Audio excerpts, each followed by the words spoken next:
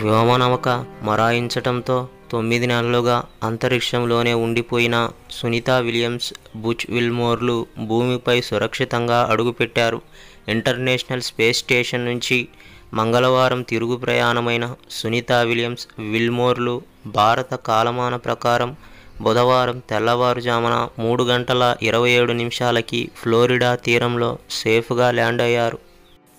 Dragon వ్యోమనౌక సముద్ర తీరంలో land అవ్వగానే సహాయ బృందాలు రంగంలోకి దిగి క్రూ డ్రాగన్ వెలికితీశాయి.